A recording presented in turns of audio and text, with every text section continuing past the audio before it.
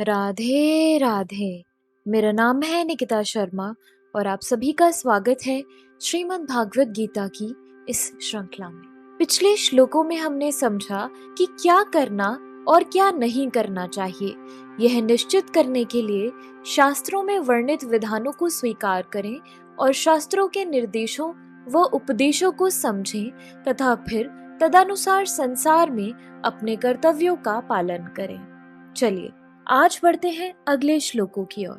श्रीमद् भागवत गीता के 17वें अध्याय के 3 श्लोक में कहा गया है, सत्वानुरूपा सर्वस्य श्रद्धा भवति भारत, श्रद्धामयो अयम पुरुषो यो यच्छद्रः स एव सः।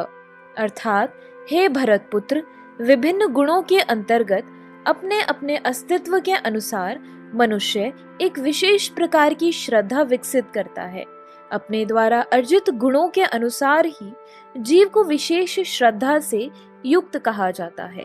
प्रत्येक व्यक्ति में, चाहे वह जैसा भी हो, एक विशेष प्रकार की श्रद्धा पाई जाती है, लेकिन उसके द्वारा अर्जित स्वभाव के अनुसार उसकी श्रद्धा उत्तम यानी सतोगुणी, राजस यानी रजोगुणी अथवा तामसी कहलाती है। इस प्रकार अपनी विशेष प्रकार की श्रद्धा के अनुसार ही वह कतिपय लोगों से संगति करता है। अतः वास्तविक तथ्य तो यह है कि जैसा 15वें अध्याय में कहा गया है, प्रत्येक जीव परमेश्वर का अंश है, अतएव वह मूलतः इस समस्त गुणों से परे होता है। लेकिन जब वह भगवान के साथ अपने संबंध को भूल जाता है और बद्ध जीवन में भौतिक प्रकृति के संसर्ग में आता है, तो वह विभिन्न प्रकार की प्रकृति के साथ संगति करके अपना स्थान बनाता है। इस प्रकार से प्राप्त कृत्रिम श्रद्धा तथा अस्तित्व मात्र भौतिक होते हैं। भले ही कोई किसी धारणा या देहात्म बोध द्वारा प्रेरित हो, लेकिन मूलतः वह निर्गुण या दिव्य होता है। अतएव भगवान के साथ अपना संबंध फिर से प्राप्त करने के लिए उसे भौतिक कल्मश से शुद्ध होना पड़ता है।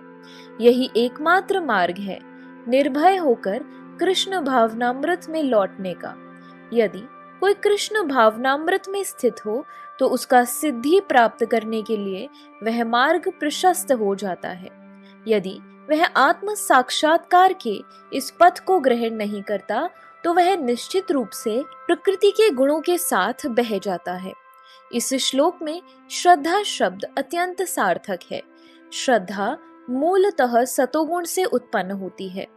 मनुष्य की श्रद्धा किसी देवता, किसी कृत्रिम ईश्वर या मनोधर्म में हो सकती है, लेकिन प्रबल श्रद्धा सात्विक कार्यों से उत्पन्न होती है। किंतु भौतिक बद्ध जीव में कोई भी कार्य पूर्णतया शुद्ध नहीं होता। वे सब मिश्रित होते हैं।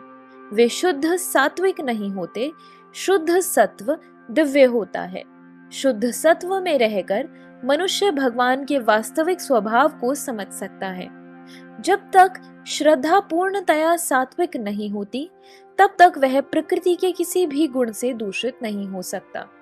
प्रकृति के दूषित गुण हृदय तक फैल जाते हैं। अतएव किसी विशेष गुण के संपर्क में रहकर हृदय जिस स्थिति में होता है, उसी के अनुसार श्रद्धा स्थापित होती है।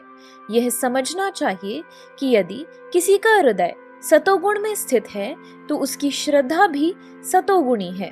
यदि हृदय रजोगुण में स्थित है तो उसकी श्रद्धा रजोगुणी है, और यदि हृदय तमोगुण में स्थित है तो उसकी श्रद्धा तमोगुणी होती है। इस प्रकार हमें संसार में विभिन्न प्रकार की श्रद्धाएं मिलती हैं और विभिन्न प्रकार की श्रद्धाओं के अनुसार विभिन्न प्रकार के धर्म होते हैं। धार्मिक श्रद्धा का असली सिद्धांत सतोगुण में स्थित होना है, लेकिन चूंकि हृदय कलुषित रहता है, अतएव विभिन्न प्रकार के धार्मिक सिद्धांत पाए जाते हैं। श्रद्धा की विभिन्नता के कारण ही पूजा भी भिन्न भिन्न प्रकार से होती है। तो इसी के साथ हमारे आज के श्लोकों की वीडियो समाप्त होती है।